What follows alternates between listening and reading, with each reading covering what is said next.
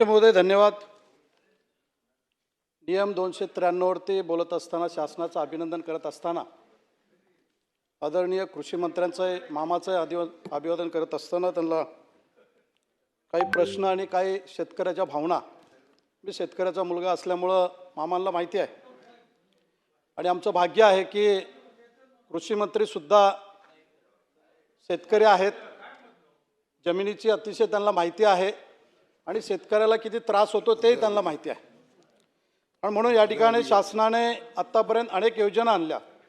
छत्रपती शिवाजी महाराज शेतकरी सन्मान योजना असेल, महात्मा ज्योतिबा फुले शेतकरी योजना असेल, पुण्यश्लोक अहिल्याबाई देवी होळकर शेतकरी कर्जमुक्ती योजना आहे, शेतकऱ्याला प्रोत्साहन देणं ही योजना आहे.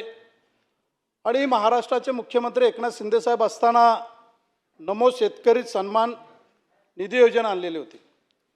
आणि त्याच पद्धतीने शासन शेतकऱ्याकडून अपेक्षा ठेवतं की शेतकऱ्यांनी नैसर्गिक शेती करावी आणि चांगला माल हा महाराष्ट्रातील लोकांना द्यावा. तशाच पद्धतीने पीक विमा योजना आहे. मुख्यमंत्री पाणत रस्ता ही एक अतिशय चांगली योजना आणलेली आहे शेतकऱ्यांसाठी. अध्यक्ष महोदय, आत्ता महाराष्ट्रामध्ये पाऊस येऊ घातलेला आहे, परंतु मी पुणे जिल्ह्यातील काही 2 तालुक्याबद्दल बोलतो.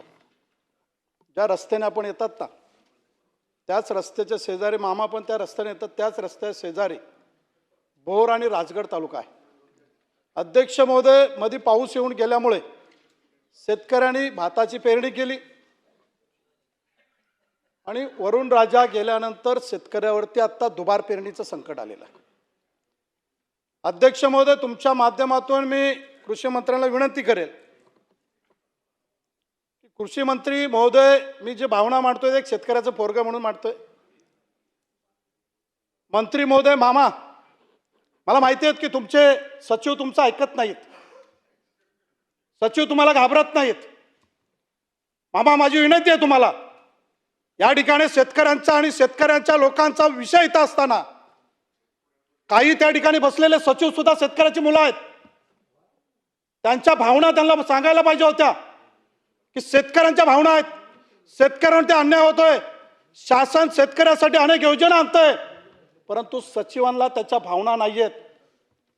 मंत्री महोदय, आपल्याला विनंती करतो, फक्त 1 तासासाठी मला तिथे बसवा. कुठला सचिव तुमच्या शब्दावर येत नाही 1 मिनिटात ते बघतो, मी दाखवून दिलेलं आहे. असा शेतकऱ्यांचा कोणी अपमान करत असेल ना, तर मी शेतकऱ्याचं पोरगं आहे, ते सहन करणार नाहीये. सर्व सचिवांनी कान उघडून ऐका. या ठिकाणी शेतकऱ्यांचा प्रश्न मांडला जातोय, शेतकऱ्यांना होणारा अन्याय मांडला जातोय. शेतकरी जिवंत आहे म्हणूनच तुमच्या मुलाबाळाला खायला मिळतंय, अन्नधान्य आम्ही पिकवतो म्हणूनच तुमच्या घरापर्यंत येतंय. म्हणून या भावनाचा आदर करणं हे तुमचं कर्तव्य आहे.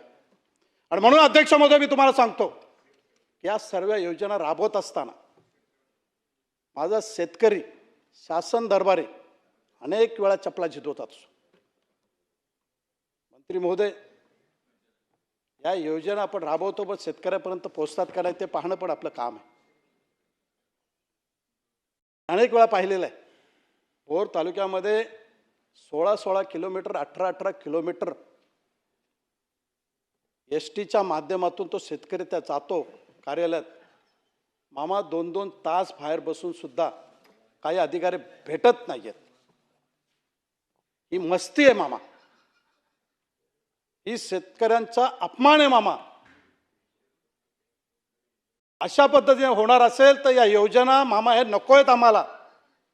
परंतु ह्या तुमच्या अधिकाऱ्यांना तुम्ही तुमचं कर्तव्य त्यांना दाखवून द्या.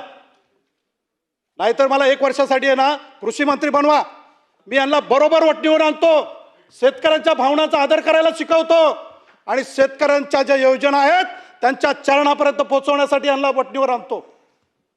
मामा, काय चाललंय हे? काय चाललंय मामा हे? कोणासाठी? ज्यांनी विश्वासाने आपल्याला निवडून दिलं. आपण मोठ्यापणाने सांगतो बळीराजाचं राज्य आहे, बळीराजाचं राज्य ते घरापर्यंत पोहोचलं पाहिजे. आपण त्याच्यावर काय मेहरबानी करत नाहीये. आणि म्हणून अध्यक्ष महोदय, माझी मंत्री महोदयांना विनंती आहे. अनेक सदस्यांनी अनेक भावना मांडलेल्या आहेत. मी तर अध्यक्ष महोदय तुमच्या माध्यमातून शासनाला आणि मंत्री महोदयांना सांगू इच्छितो, हे कर्जमाफी देणं ही भीक बंद करा. कर्जमाफी देणं ही भीक बंद करा.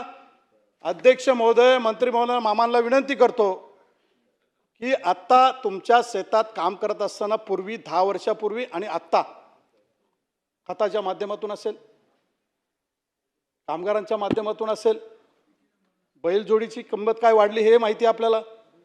म्हणून अनेक भाव वाढल्यामुळे